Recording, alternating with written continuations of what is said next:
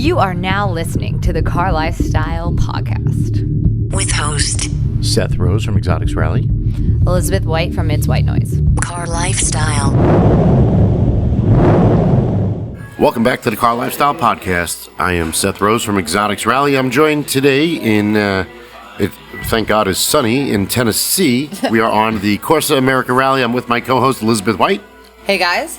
And we have the pleasure of interviewing today Mr. David Eisen, who is now, your title would be? I guess the other guy on Corsa Rally. The other guy. Or whatever, at Corsa America Rally. No, is it better known as Corsa America Rally or Corsa Rally? I mean, everyone kind of just says Corsa. It's technically, Corsa America Rally. Most people just go by Corsa. The hashtags are definitely more Corsa Rally focused than Corsa America Rally. I guess it's short. It's like a shortened URL. We just want to keep it simple.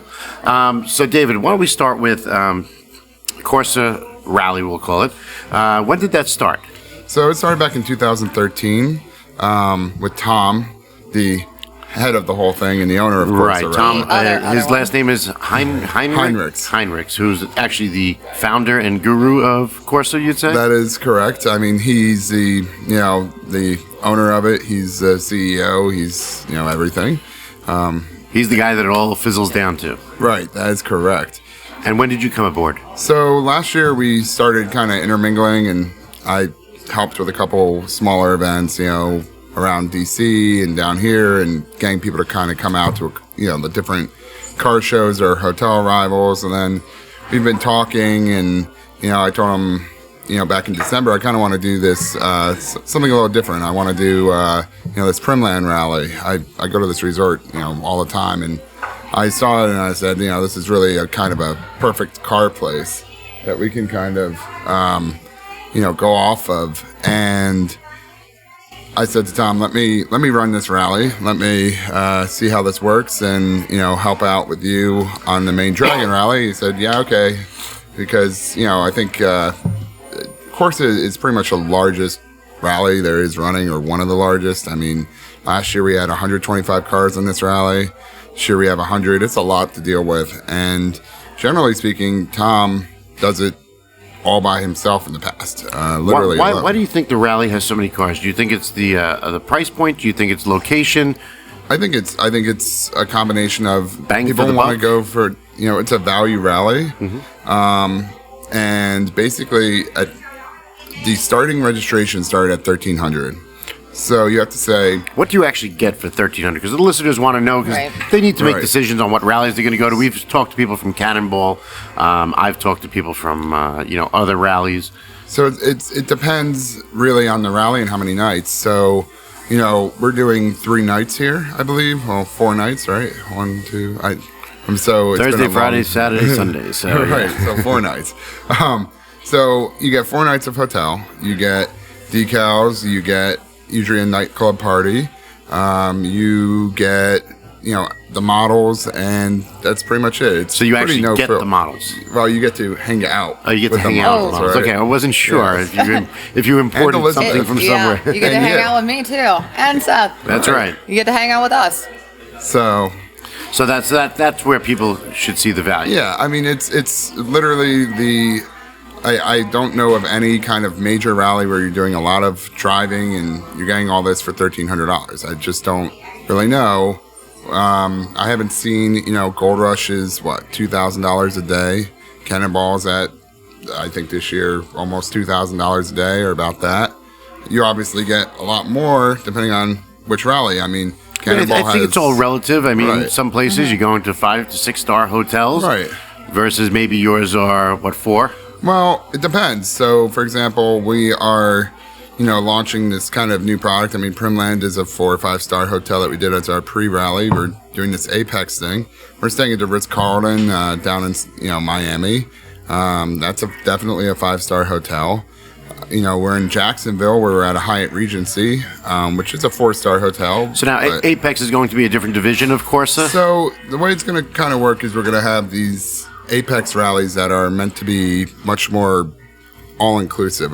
If you came on this rally, so you kind of know, there's if you want to do drag strips, you pay for drag strips. If you want to do this drag strip or this runway or this lunch or this, everything's a la carte, which, from our standpoint, a lot of people have come to us and said, this is just an insane, like, what am I registered for? What do I do? Right. And then we have all these, it's just really me and Tom.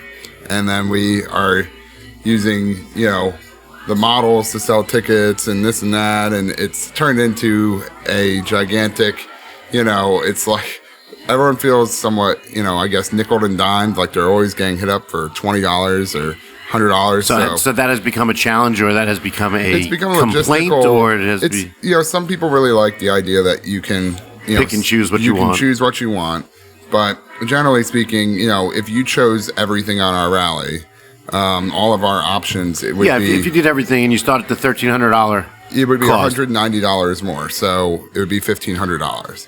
What? Yes. Really? If you took all those if you took the runway, the buffet lunch, the what's it called, and the drag strip, what? And if you paid them all together, all three, it would be $190. So that would raise. Well, there were some other options that I think we both saw, that myself and Elizabeth saw, but that's totally separate from the rally, like having your car washed or having your decals applied. So those aren't really necessities. That's more of a luxury item. Well, that's up to you. I mean, you can go to a car wash up the street, or you could also go to a spa. Right? Yeah. That's the kind of stuff. The only option we really had on a Primland rally wasn't even an option for us. It was more booking it with the hotel if you wanted to, and then we kind of put together a group, which was RTVing. And that was paid, directly to the hotel. You just said you wanted to do that, and then we basically just facilitated the, putting you in our group. And then it was part of the hotel. It didn't feel like part of the Corsa experience. It just felt like part of what you would do at that resort. Yeah. So far in this rally, this is the Dragon Rally that you're calling it? Correct. What was the actual title? What do you think as far as the success thus far? We're actually here for the last day right now. So far, I think it's gone pretty well. We had a really good fundraiser yesterday for the East Tennessee Foundation Disaster Relief Fund. As you probably know by now, our hotel was originally supposed to be the Westgate over in Pigeon Forge. Yeah, what happened there? There was a forest fire started by some kids, I think, up in the hills somewhere, and it ended up burning down a good portion of the town, and displacing a lot of families and all of this. This was in November. Wow. So is that the reason for the charity that was chosen? Yeah. So we decided, we're still coming. We moved to the Hilton Knoxville last minute. We found what we could, but basically we had to essentially, pick up everything and all new change logistics. everything. And, we're moving cars here now instead of there. I mean, we knew at least we had a couple months. It wasn't something that happened, say the week before the rally where, that would have probably resulted in a cancellation, because this was more of a single destination rally. So if you lose your hotel, you're kind of screwed. Yeah. Right. There's really not much choice from there. So, we decided to do a fundraiser for them. We believe we have to total up all the credit card transactions and everything. And obviously when you're on rally, it's kind of tough to do so, but we believe we raised somewhere between $7,000 and $8,000 very nice. for them. So, it's a pretty decent,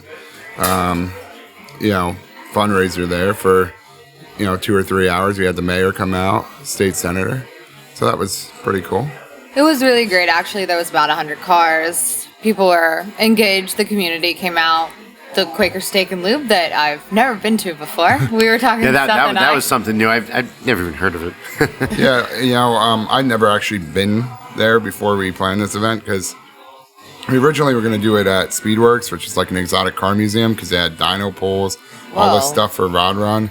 But because of Rod Run, they couldn't borrow the parking from across the street, at the hotels. So we would literally just have nowhere to park. So we ended up doing Quaker Steak and Lube. Yeah. Again, this Grand Rod Run is crazy. We are here doing Corsa America Rally while one of the largest car swap meet shows is going on in Pigeon Forge. That's correct. Yeah, it was massive. I think they said it was something like 8 miles long. Right. I know that yesterday we sat in about an hour and a half of traffic just to go 1.7 miles. 0.7 miles. Yeah. Well, you're from Elizabeth, New York. Or you're from New York, Elizabeth. You can myself as well. So we can relate to traffic, but it's just it's never that terrible. I mean, I don't sit in traffic with big monster trucks throwing DEET and diesel out of their car. Yeah. They're like crop dusters, those diesel trucks. Well, I don't know. When we were sitting down on the Dragon doing the safety briefing with the EMS and the police, if you guys remember that, there was some diesel smokestack truck that just goes flying by, screaming stuff out the window. And the local guys that we've been working with were like, yeah, Rod runs like crazy. It's just like, yeah, we're kind of like in the Confederate flag zone of Tennessee, it seems. Yeah. A lot of people riding in the back of pickup trucks. Not that there's anything wrong with that. It's just a different, different part of the U.S. that we're not used to. I've never been here before. It's really interesting. There is a Titanic and magic shows and Broadway shows and theater and you know what it kind of reminds me of? Pigeon Forge. If you've ever been to Branson, have you guys been there? Missouri. Yeah. I mean, it's a little tiny boardwalky Reno feeling. Yeah. A little bit of a Vegas flair to it. It was interesting. Yeah, it was kind of like didn't expect to drive down the road. Believe it or not type stuff. Didn't expect to see an upside down house next to the Titanic. Yeah, flying pigs, zip lines, helicopter tours everywhere. I'm like, what are they looking at? we went NASCAR racing yesterday in the go-karts. Yeah, that was really awesome. Yeah, it was pretty cool. Yeah. Yeah, we just we spotted it, had to do it, and did it, and it was they were slow, but they were super slow. Whoever was up in front won. But we were successful. We a lot finished. of this stuff's I think built for families in Pigeon Forge. I mean, you have Dollywood, you have everything else out there. So I mean, it really is a family town. So who actually scouts out everything? So it really all depends. So, for example, the Primland Rally was obviously me scouting out everything. This one. And then that was your first turn at a that was at my planning first a rally? turn at kind of. I've planned rallies before, but they're smaller. This is my first multi-night type thing. Okay. Right, and then I was basically saying, hey Tom, let's see if people like on a small scale, kind of this all-inclusive thing, and see what kind of feedback we get versus the pick this, pick that, pick this and the other thing. I mean, I would tend to think, and I've done multiple rallies all over the place, that I kind of like everything done for me, but that's not everyone. That's and, correct. And we've established that already. But I don't know. I would tend to think that the clientele you're looking for is the clientele that wants everything done for them, one price fixed, and that's it. That's correct. And I mean, generally on other rallies that we've done, we haven't always done this a la carte thing. And, it's kind of just playing with little parts of the rally to see, okay, if we don't include the drag strip pricing, but make it cheaper, and then people sign up, they end up signing up. I mean, the thing that was really interesting is most people just ended up signing up for everything. For everything, right. 90% of people signed up for everything. I mean, you've been going to these events. Everyone is at each event. So, at the end of the day, it almost seems like kind of a, waste to cover 3 people, that don't want to go to one event. Have you had to patrol the events and stop people like, excuse me, you didn't pay for this? No, we really haven't had an issue with that. I mean, it would certainly make an awkward moment, and I've had that problem in my events back in New York. I've thrown people out and then had to unfortunately make an example of people because they sneak in. It's kind of crazy. I remember when I did Gumball a couple years ago, someone made fake stickers and put them on the car and acted like they were part of the rally. Wow. That's pretty good. That's going to great lengths. Yeah. I give them credit for that. I mean, that they almost deserve to go on a rally Outside if of they're the going box? if they're literally going and making decals to, So do you require the cars to have decals? No, we don't. We're very flexible on these kinds of rules, but I mean, generally everyone has them on. I would say 90%. But you gotta remember also we have a lot of people from a lot of other rallies on our rally. Generally speaking, we have probably 8 or 9 different people from other rallies that manage in some way, shape, or form in another rally. I mean, We have Seth and I, yes. and we are We're both from other rallies. doing And other then we have rallies. Wasim from Motor Right, City. yeah. We have, Steve, Scott, Zach. The list. Yep. I'm sure I'm forgetting one person right now. Jovian was here earlier, yeah. From Cannonball. So the list kind of goes on, and I think that generally speaking, we get a lot of people from a lot of other rallies because it's very approachable. It's a perfect way to meet. You can, since we are pretty much the lowest priced rally, it makes it easy for, if everyone wants to go on the same rally, everyone can go on that, from Cannonball or whatever, without saying, okay, let's say it was a $24,000 or $20,000 or whatever the really expensive ones are costing this year.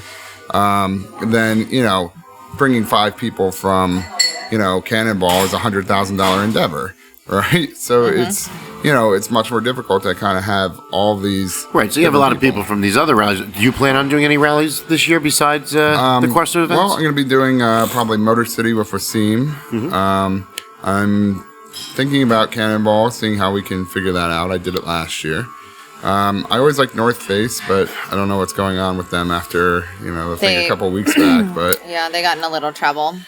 Yeah. In Canada, just the a little rules bit. are a little harder there than they are in the States. Right. So, well, I like North Face. Listen, though. this is always a big taboo thing with all the rallies. At the end of the day, and I'm sure you'll agree with me, that everybody's responsible for their right foot, and people can't control themselves, and they get themselves into trouble. And there's nothing you could possibly do about it. You can have them sign waivers. You can tell them, you're going to throw them out. It doesn't matter. There's always that one guy or multiple that screw around. Yeah. And then, you have the rest of the public that shuns it. Right. And, listen, well, you get 100 cars together. They're all north of 500 horsepower apiece. Right. And, something is bound to go wrong or sideways at one point, and there's unfortunately nothing you can absolutely do about it. Right. And, even, generally speaking, we try and do things like safety briefings and other things. Yesterday before the Dragon, we did half an hour of, safety briefings and, these talks. And at the end of the day, you can never really prevent or, change or, somebody wants to, drive 200 miles an hour and slam into a tree. I'm not putting speed limiters in people's cars. There's nothing you can do. Right. Whether they're with the rally or not, right, it could happen. So it's not the rally that's causing it to happen. It's the person behind the wheel that's making that definitive decision to act like that at that particular time. Right. So, on North Face, I went on North Face last year, and I did too. It was fun. I actually really enjoyed it. I had a wonderful time as well. And, it's just tough because they're kind of a bigger rally up there. And, it was a great experience. They're similarly priced to ours. They had about 100 cars as well, right. So it's a large Canadian rally. Yeah. So, and, all the Canadians down there are actually really, really nice people. I went up there. Obviously, Canadians are just super nice. Yeah. I went up there 2 days before, but I remember, driving through there and saying, there's all these signs down the highway that say if you go over, I think it's 150 kilometers, which you're is done. Like 90 miles an hour. Right. They, it's not like the United States where they may arrest you or they may this. They just take your car and then you get a 7-day license suspension. Right, which is not really that big of a deal. And these people are really making a big deal over it, to be honest with you. Right. And they're complaining about it. But at the end of the day, you caused your own fate. I mean, some of these guys are probably multi-car owners too, so pretty much the only thing they can't do is drive, and usually doesn't stop them. Right, or you can just go to the United States for a week holiday or whatever. I don't think they would really care about your suspended Canadian license. Well, the only thing that reciprocates is New York with Quebec and Ontario. So just make it to Michigan and you're fine. And you're good. Have you ever been pulled over in Canada? I haven't actually. Oh, yes, I actually have. Come to think of it, I was driving to North Face, and I'm pretty sure I'm not allowed back in Canada because the guy wrote me an $18 ticket for 8 over, but I lost the ticket. Oops. So I haven't paid the ticket and I don't know where it occurred. So I think there may be a warrant out for my arrest in Canada for $18, but I have. You might want to check in on I don't that. know where you check, and I don't really almost care anymore. It's the kind of thing where when you go into when Canada. When a cop pulls me over in Canada, I'm going to say, "Hey, I got a question for you." So what car are you driving on the rally? Excuse me. Sure. The Mercedes AMG GTS. Okay. Which, I got last year. It was my rally car for last year. was in an accident in the rain, which was a little rough. It took 3 months to get it repaired. That sounded terrible. Hydroplaning into the wall. Well, I mean, there was basically a lake that developed on the left side. If you're familiar with DC, you're familiar with the Beltway and 270 and 695. Right. Well, 695 is more up in Baltimore, Maryland. We have 695. They reclassify. It's complicated. They keep changing all the numbers on a 395, 695, a 290. But I digress. But basically, it was coming off the Beltway, and I'm driving in the left lane, and the whole road just completely floods over. And I hit it on the left side, and I'm suddenly just spinning and floating, and I mean the car just was no control 3 whatsoever. inches of water. Couldn't see it because it was coming around the curve, and I was on a highway spinning. So what ends up happening is I end up scraping along the wall in reverse on a 5-lane major DC highway. Didn't hit anyone else. Which was, almost like a miracle, right? Sure. And, I'm facing oncoming traffic. So I'm sitting there and I go to move the car, right? You want to obviously move, and I realize that the thing isn't moving anymore. So I get out, and the rear right rim had been detached from, essentially, it's bearing from it's just sitting there. Wow. And I'm like, well, this isn't really, I can't even drive Yeah, you're this not thing going across. anywhere at that point. Right. Yeah. So, I get back in the car, right? Because I can't cross this highway. I mean, it's Being pouring in the car is rain. probably the safest place to be at that point. Right. I mean, you just say to yourself, like, if I cross this road, there's like a 50-50 shot. I'm not playing Frogger here. I'll get back in the car. And, I call 911. They go, it's going to be a while. There's a big storm and there's multiple accidents. I'm like, well, wonderful. Right. So I'm sitting there as a sitting duck watching this oncoming traffic after I just spun out, saying to myself, This I could have a be feeling something bad is going to happen. And sure enough, about, 10 seconds later, I look up, I see probably a 2003, 2004 S55 AMG, the big S-Class. That's a monster, yeah. Yeah, just a huge car. It's doing exactly the same thing I was doing, right? Spinning, but he's headed right towards me, and I'm like, well, here we go. And it was kind of a surreal feeling, because normally when you're in an accident, you only have like a split second before you realize I'm going to be in an accident. This isn't good. This is something where it's like slow motion. You're just like sitting there for 10 seconds, watching this guy barreling towards you, going, okay, I'm about to be in an accident. What should I do now? I got like a couple seconds to consider that I'm going to be in a head-on collision with an S-Class, right? And, You're probably not going to win. right, I'm probably not going to win. So, the car hits me, front airbags deploy, everything else. And, that's what really did the damage. I mean, the original accident was probably, we scraped along a wall, I scraped along the wall for maybe 5 minutes or 5 seconds and came to a stop. I mean, the right fender, the right door definitely needed work, but generally speaking, it wasn't as awful as after the S-Class. Yeah, I mean, that was something I've probably been fixing in a couple weeks. Right. Order a new rim, maybe new brakes. And, So the S-Class hit you, and then... S-Class hits me, and then... So did his insurance cover everything? No, he doesn't. He didn't have insurance. Ah, He had... it's even worse. This kid, I kind of felt bad for him, but I kind of didn't. So, it's one of those things. He gets out of the car and starts having basically the equivalent of a heart attack here, He's like, oh my God, what did I do? And I'm like, well, so do you have insurance, license? And, by this time a fire truck had arrived. I mean, this had become a big scene, a big scene. Big accident scene, sure. And on that road, obviously a lot of people know my car. It's got Make America Great Again across the back. It's, got some rally sticker on it at one point or another. From nowadays, I just go from rally to rally. Yeah, David does not take the stickers off. They live there. I just let someone out. Like I go on so many rallies. I'm just like, well, I'll tell the next When it comes decaling time, you guy, swap them, yeah. Just swap them out because what's the point? It takes so long to take these things off and deal with all that. I'd rather just leave them on for a month or two and then put a different sticker on. So, it's a high-profile car, so everyone's driving by, take a Dave, you okay? Like, my Facebook wall lights up with 100 posts. But the kid had been driving up from, like, Miami, where he had bought this very much used, like, 150,000-mile AMG, and I kind of said to myself, I don't think he really knew what he was getting into with that car. You know, he said he saved up for years and years to buy this $5,000 AMG S55.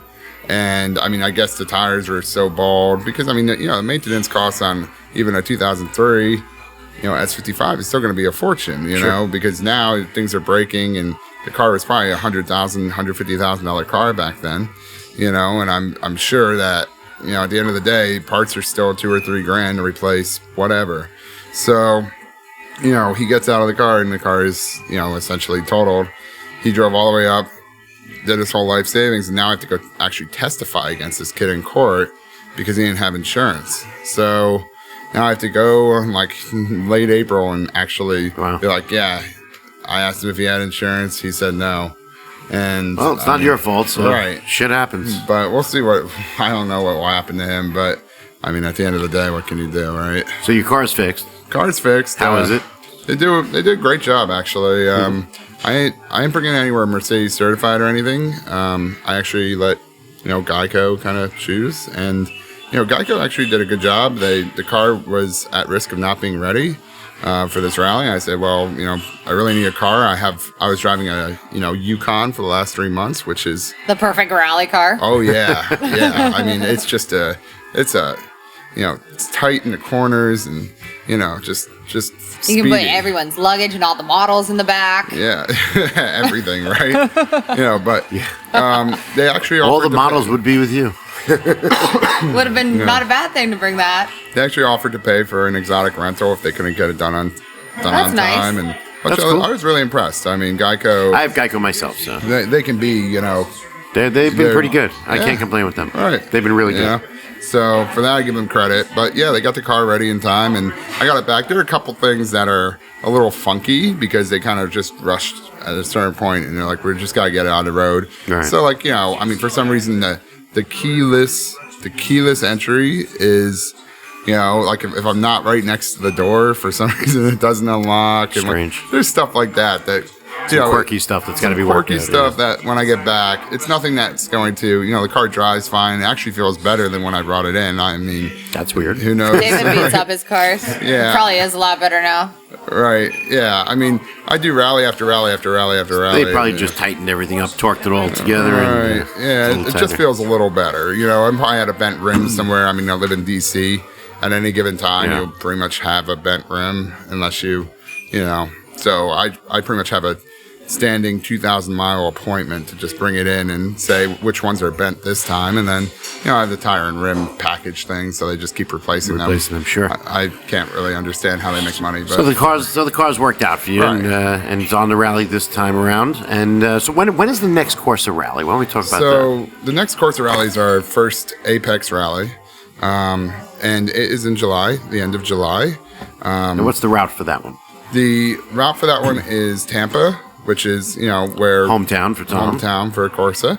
And then it goes to Jacksonville, and then it goes down to the Ritz-Carlton in Miami. So it's staying in Florida. Staying within Florida. It's usually we do this every year. It's a very popular rally for us because we have a lot of people that want to take a vacation down to Florida, and also a lot of people there. It's probably pretty good for you guys because I'm sure you probably get a lot of people from Miami because they're going to end in Miami. Well, we're not going to end in Miami. We're actually going to go back up to Tampa. But our last overnight is in Miami. Okay. So, you know, from Miami's a huge constituent of exotic car owners, so I would just think Florida that, you know, is. So I know that for me personally, when I'm doing a rally, if the rally either starts or ends from where I'm from, it's always very helpful. You know, a lot of people don't take into consideration with these rallies all the additional expenses, whether it be transportation of the car, whether it be flights, the extra days in hotels, because, you know, let's face the facts. If you're going to go to L.A. and it ends in Florida, you're not going to get to L.A. the day the rally starts. You're going to get there at least the day before. Right. Your car at least has to get there. Your car has to get there. You have to arrange a place for the car to be dropped off. So, there's a lot involved. I drive to every rally, no matter what rally it is. If there's a Vegas rally, I'm leaving out of DC to go to Vegas. I've driven a couple of times, and like I drove here, you know, from New York. This one's not. It's not that bad. It's like 7-8 hours, right? Yeah. It was about 8.5, yeah. Right. So, I mean, that's not too bad. I mean, the real killer is having to go, you know, under 80 through Virginia for just God awful hundreds Virginia. and hundreds of You miles. can't even run radar or Awful. laser Awful. Sitting or there, just anything. like, oh my god, it's so bad. It's awful. Living near Worst part. DC, it's literally like the worst thing. I try and avoid the state. I was originally had my business there, and I moved it into DC, and I've done everything I can to just not have any particular reason to cross the border. Wait, so what happens in Virginia? They even say average speed, huh? So we had a pullover, which was it was a really That odd was pullover. I mean, it iffy. was We the got pulled over. strangest. Where's that? In a national park. Yeah, we were all driving through a national park, and National parks don't really, they kind of frown upon it. We had that down in Texas on Bull Run. Right. It was just a weird thing. He's like, we kind of passed a guy, and really, Elizabeth, you think we were really going that quick? I didn't really think we were so. even. We were in a lot of traffic. It was one lane through the It was- entire park. How fast could you possibly be I going? mean, But if we were breaking the speed limit, it was maybe by 10 miles an hour. I mean, maybe like. the people that noise, pulled us you over. know what it is? Yeah. A lot of times I think it's the exhaust noise and just the note Yeah. will set a cop off. Well, the cops already had kind of. I mean, when we did enter the park, we were, actually moving a decent amount. But then the cop came and warned us, and he's like, they're going to be waiting for you like halfway up the thing. So we're like, okay. So we slowed it down. But I think they were just, we're going to do this no matter what. Yeah, Right. they were like, it should have taken you 35 minutes to get here. It took you 30. I'm just like, there's always, always that one that wants to give a speech and wants to feel empowerment. But whatever. Yeah. Listen, at the end It of the was a day, they're very doing their job. They're strange, trying to right. keep people safe. and Yeah. I can't begrudge them for that. well, I hear you on that. But, it was just a very, very strange. They're like, well, your average speed, and we're only going to write like. They wrote me a ticket because I was the leader, but then for some reason they wrote someone in the middle of our group that wasn't, just this massive ticket, and then nothing else to anyone else. I mean, it was like the strangest. And they're like, It was a revenue day because we all paid $25 to get into the park too, and they kicked us out like halfway. We were like the only cars in this park for part of it. Like the beginning part, people were camping up on top, so you started to get traffic up on top of these mountains. But in the beginning. It's a Tuesday in Shenandoah, I mean, it's. I mean, look, if you're going to go on a rally, you Right. have to be prepared to put your driver's That is license in a correct. food processor Yeah. and just chop it up. You have to be prepared for that. Yeah. I mean, I've never gone on a rally with. I should knock on some wood because I haven't had an experience yet on this rally. But I've never gone on a rally and not, gotten a ticket for something. I usually, say to myself, like on the way down, a friend of mine said, "So, how do you think it's going to go?" I said, "I'm estimating probably about 3 tickets." That's Because good they didn't get any so far. I'm sorry. I mean, that means you have a lot of catching up to do, right? Yeah, I do. I absolutely do. But, it's like par for the course. I mean, I've been on a rally where I had 33 tickets. I was on one I had 19, another one I had 3. I give you a lot of credit Yeah. for 30. How did you, so how long did you lose your license for on a 33? I've never lost my license once. New York is the best state in the world. Non-reciprocal with anywhere except for Quebec and Ontario. So basically, you can get a ticket even for reckless or anything you want anywhere in the U.S. And you just pay it. Okay. So even Virginia, I've gotten multiple reckless in Virginia. And all you got to do is just pay it. So if anybody needs Well, a New York sometimes they license, don't let you- I've got multiple properties. You Virginia, can use they my don't let address you, and switch your license over, and you don't have to worry about it. I'll hook you up. In Virginia, they don't, actually, it's not really, they make you do a court appearance for it. So they don't really do payables at a certain I'll point. tell you what actually happens. In Virginia, when you get a reckless driving ticket, all of a sudden, mysteriously, because of public information, you get like dozens and dozens of mailers from all these lawyers that want to represent you for $1,500, $1,000, so on and so forth. But what I found out is through the court liaison, the clerk of the court, is basically don't show up for the court date. Let them have a trial in your absence. Okay. They will convict you, and the judge will set a fine. And all you have to do is just pay that fine. Well, I've had friends that have gone to jail on reckless at 92 or 93 for not doing that. I just had I'm not sure that's the 137. best advice. I just had 137. I paid $230 and nothing. I'm not Okay. admitting to any tickets I've ever had. I've never had a ticket, never gone over the speed limit. Nothing Right, bad has sure. ever Yeah, happened. Yeah, she's a saint. Yeah, right. That's a call. But yeah, so getting off of speeding tickets, There's right? so many different ways to slice it and dice it, but right, play the game, right? Yeah, It's just a game, absolutely. I mean, It's a cat and mouse game. I wish you could get like an unlimited pass, or you just say like, I'll Just pay one the day? court $5,000, $10,000 a year, and I don't have to hire a lawyer. That kind of happened to me in Mississippi. I was arrested in Mississippi for reckless, and we basically made a deal with them. We said, look, we don't care about points or anything because it doesn't affect my license. Mm-hmm. How much do you want just to make it go away? And they said, just tell us you'll forfeit the bail. I said, all right, it's $1,000. So $1,000, and they didn't give a shit. There you go. What's I am permanently banned from driving in Oregon though, for the rest of my life. Yeah. Wow. Yeah, you can permanently. actually get permanently banned from the Permanently banned, yeah. That's interesting. From ever driving in Oregon. I can go to the state, I just can't drive. Last year on adventure drives, you could just pay the cop the fine for the ticket. What state was that? Montana. Yeah, certain states Valentino will- Balboni had to pay $90 cash to the officer. Well, just that's to go probably on. because he had an international license, I'm thinking. I don't Most know. likely. But there are some areas Yeah. that don't do that. They got some crazy stuff. But getting back to the whole Corsa Yeah, thing, so which you is have kind Florida. of why we're here, right? Yeah, so you I have don't know- Florida. I don't know how we spun off Florida, onto that. I but don't know. So Florida's the next one. Florida's the next one, and And then after Florida's that? going to include, some cool stuff, though.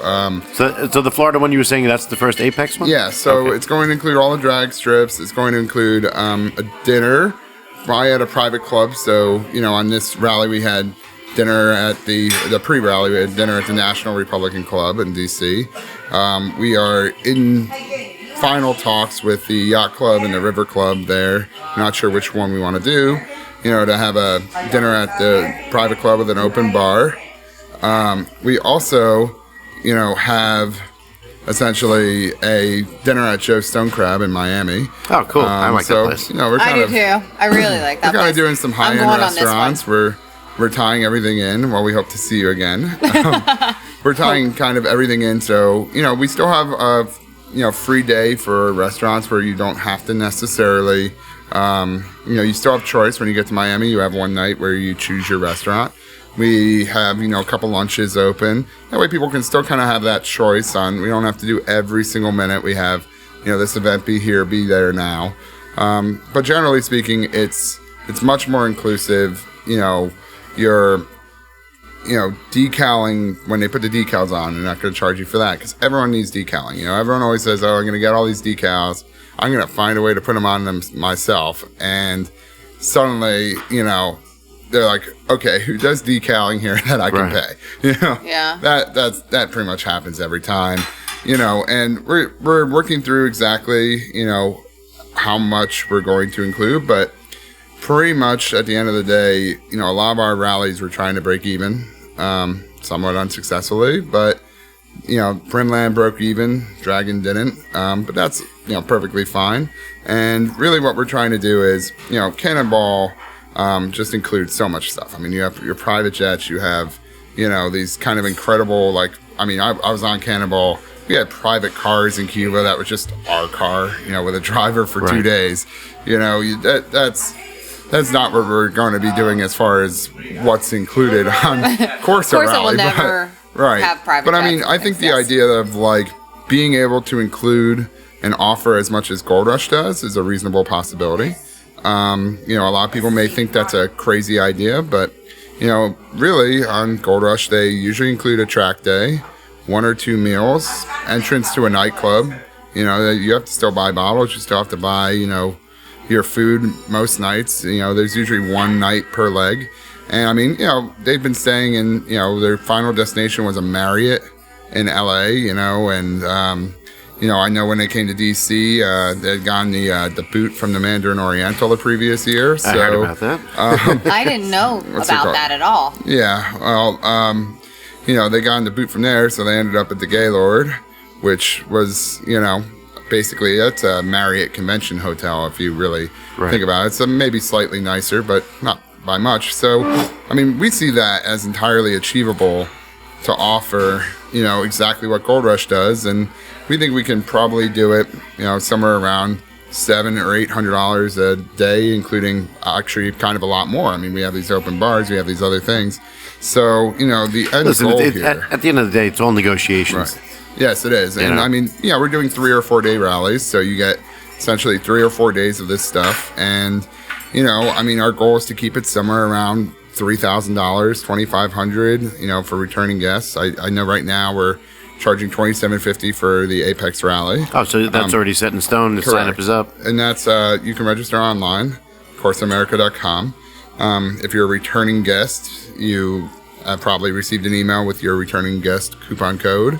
And that's $2,500. Coupons.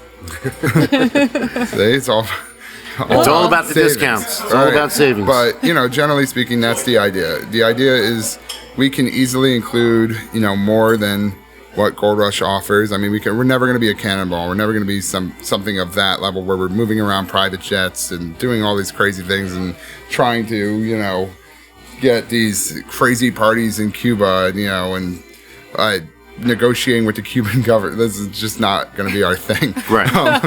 We're gonna go to Florida and we're gonna have a little all-inclusive rally at some nice restaurants. What's the third rally of the year? So the third rally of the year is a SEMA rally. We're going to Vegas for SEMA. Around October? I think it's late October, early November. I forget what the exact dates are this year, but It's interesting. Mod Ball ends at SEMA and yours starts after SEMA?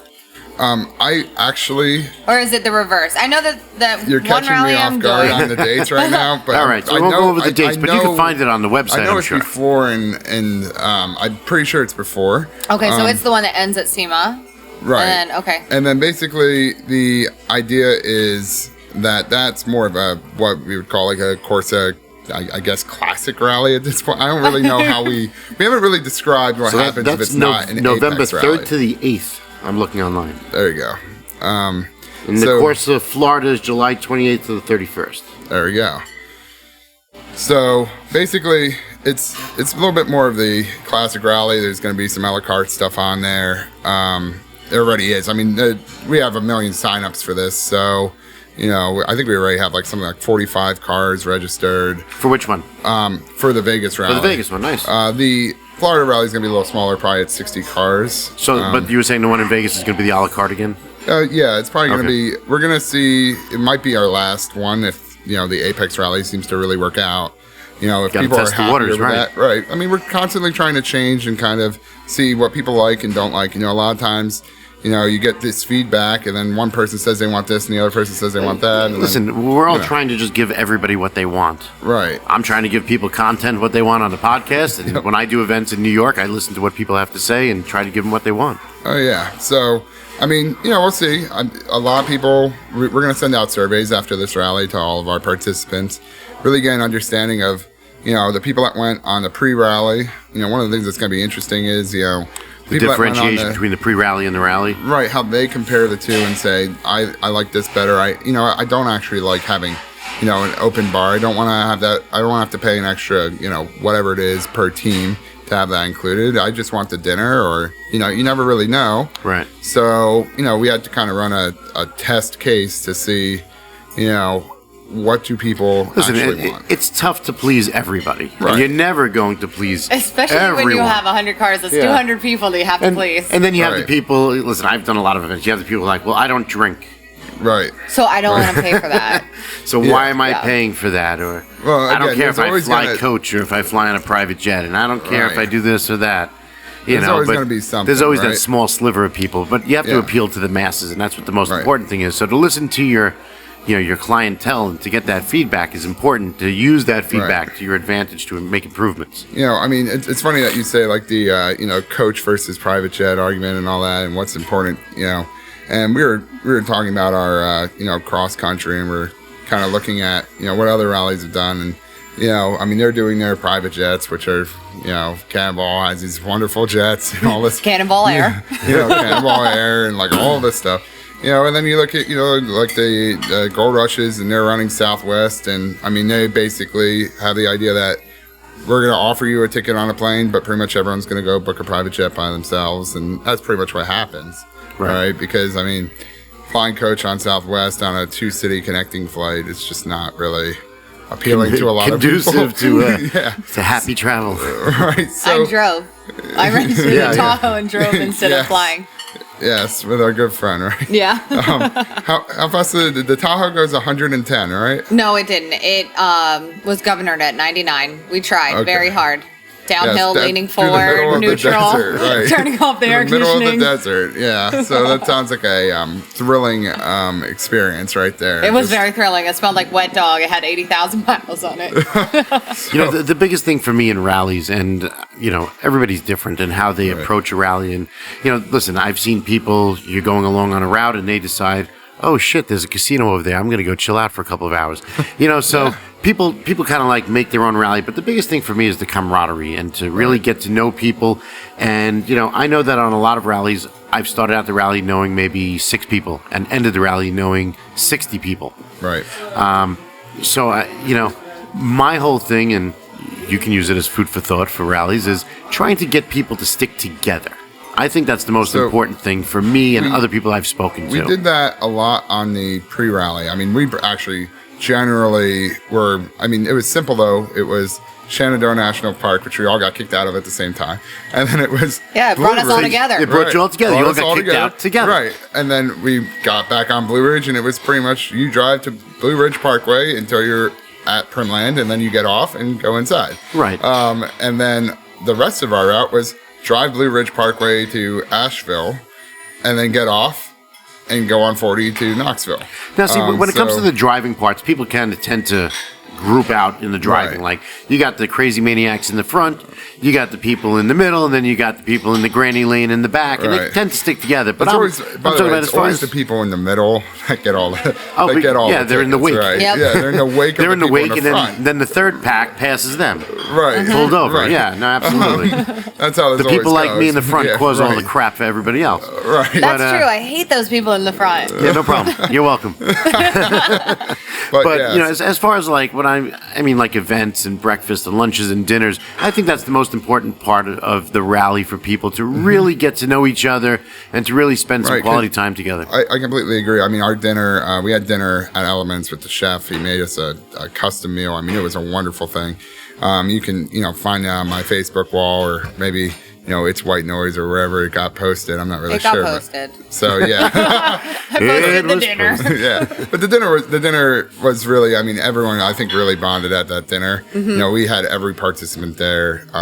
Everyone. That's what I look forward to Yeah, on a really. rally, is really getting Yeah. to know people, and you stay in touch with them. And I mean, I know that I started doing rallies in 2008, Yeah. and I still keep in touch and do With so many business with a people. lot of people. I mean, I have 4,000 friends on Facebook now. I don't. you only had 4 as a child, so what happened? I had a guy walk up to me yesterday, and he's like, "Hey, I'm friends with you on Facebook." I was like standing somewhere, like I don't remember where. It's just some random place, some local guy from Tennessee. He's like, "I'm friends with you on Facebook. I saw all your posts, blah blah blah." And I'm like, "Okay." Like, Yeah. I've never met you before. Yeah, but and it's very cool to network with people, and I still do it to this day, even on Twitter and Right. and Facebook, and It's Snapchat, and Instagram, and all the social media platforms. They all kind of blend into one, Right. And the rally has been a great catalyst for Right. just for people, for business, and for personal relationships. And you know what? It's interesting. Our rally actually has a 70% return rate. So 70% of the people on this rally are returning guests. That's a big number. We get new people, but in our Florida rally, numbers usually almost even higher. I mean, it can be up to 80%. And it's, we're not necessarily getting new. We get new blood every time, but generally speaking, once you go on one, I mean, I'm sure you can attest to this. You go on like 10 of them. You get the right? bug, yeah. Yeah, you're going on everything. You're like, I'm going on as many rallies as I can every year, and it becomes your primary vacation. I can't remember the last time, besides a couple casino stuff and things like that, where you go for a couple of days on some junket somewhere or whatever. I can't remember the last time I took a regular just vacation that didn't involve my car. You know what I mean? And doing some rally, because I mean, there's so many of them every year. It's almost like, why take this regular vacation when I can just go on a rally, Right. and do that. So But see, now I go on regular vacation, but I'm bored.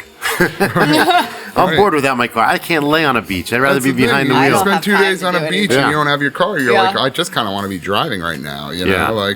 So I mean, at a certain point, you're like, well, this is like my primary vacation source too, and I'm just like, it's like, oh, I want to go on vacation. Let me see which random rally I can go on next week.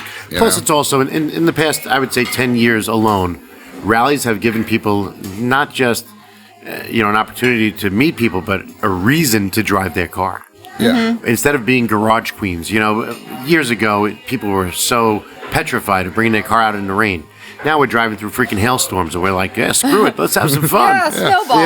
Oh, yeah. Oh shit! I drove chipped through up the front of snow. my car. Now we got to paint it, and everybody's like, "Who cares?" Or why paint it at all? I just do one repair a season, or I trade the car in and get a new one. It's a rally wound. You kind of laugh at it. Yeah, Your yeah. front splitter Yeah. rips off in the middle of the desert, and you're over the side of the road taking pictures and posting You're it on like, "It's Instagram. Like, awesome." this is fucking cool. I was doing 140 and my splitter, ripped off, and people just don't care, and that's It's all part of A it. badge. It's the pride. Yeah, it's a badge of honor, I yeah. remember when Sparky, Sparky with the Pagani, it's kind of famous online, right? On our last rally, our last Dragon rally, he hits a pothole in New York and just takes out a chunk of his carbon fiber splitter, that costs $1 zillion because Yeah. it's a Pagani.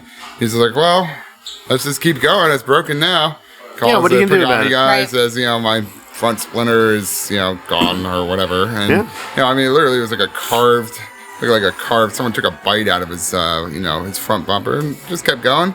And, I got to tell you, I really give Sparky a lot of credit because pretty much every rally I went on last year, he was on it and he drove every single mile. Yeah. This isn't one of those, a lot of... He's you a driver. You see, He drives a car. guys with these, Bugattis, they go on the big rallies. They trailer and then it they everywhere, Trail it, and, they get off, they leave the hotel, drive 10 miles up the road onto a trailer, and then, They ride in the backseat of a Range. backseat of a Range Rover and say, "Oh yeah, look." Yeah, some of these people are real hardcore. I was telling a story the other day on the first bull run I was on. A guy brought a Grand National. Why he brought a Grand National, I'll never know. It's not the best rally car per se, and he hit a deer. And the car was still semi-drivable. He drove to the nearest Chevy dealership and said, "What did he give me for it?" And the owner of the dealership went nuts. He always wanted a Grand National. He's like, "I don't care. I'll fix it." And he picked up a Camaro right out of the showroom.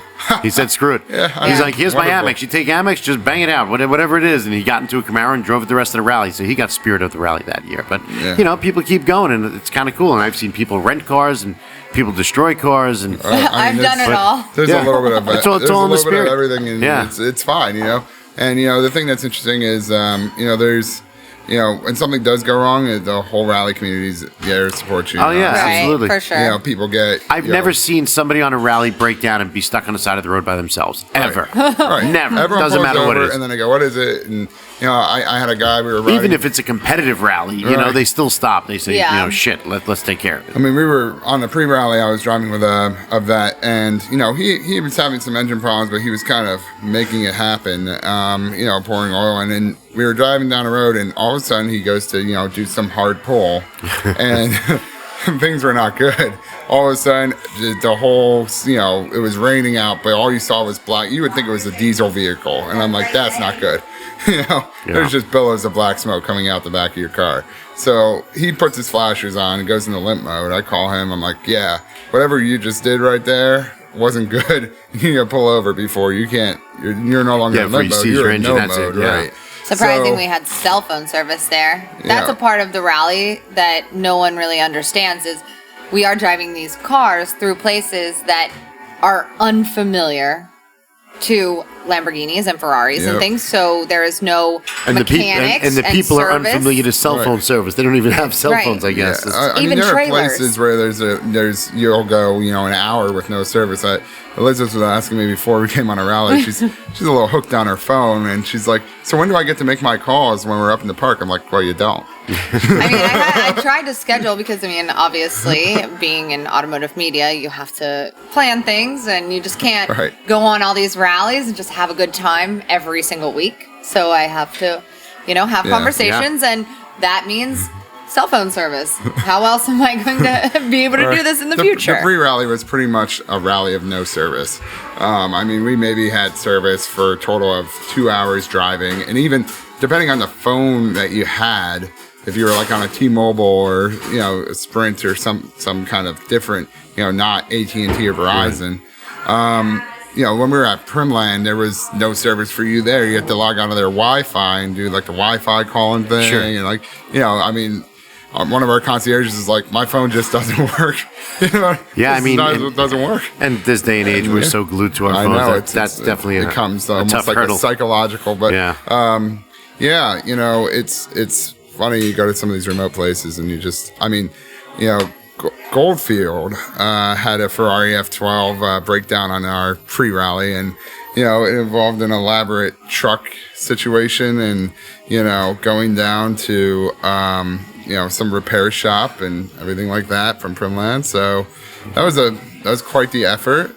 And but yeah, you go to these remote places. But nobody left him on the side of the road just to fend for himself. Oh, we absolutely left him on the side of the road. Nobody likes him, right? He's sitting right here, just so the audience knows.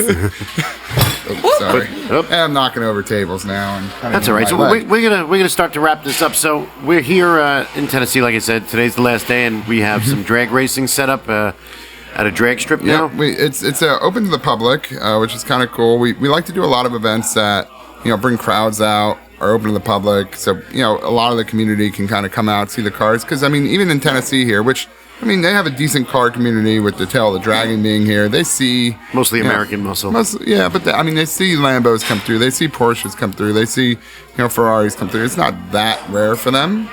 So the idea is, even here though, when you say we're gonna have 100 exotic cars, I'll tell you, when I went to was arranging a fundraiser with some of the locals, I said, no, but are you really gonna have 100 cars? I was asked that probably 2 or 3 times. Really, 100? Yeah, yes, 100.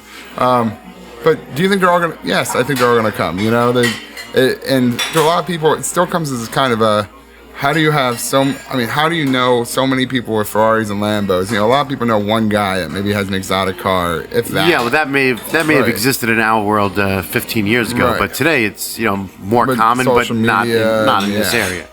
But basically, that was always somewhat amusing to me to, have to explain. And you get these great crowds though, and they all come out to support you and they cheer you on while you're drag racing, and they just want to see the cars because a lot of the times it's, the picture up on their wall, and all of a sudden they have a reality. A parking lot 10 minutes from their house in the middle of nowhere where you have 100 of these cars that you just never really see. Sure. So that'd be cool. So looking forward to that later.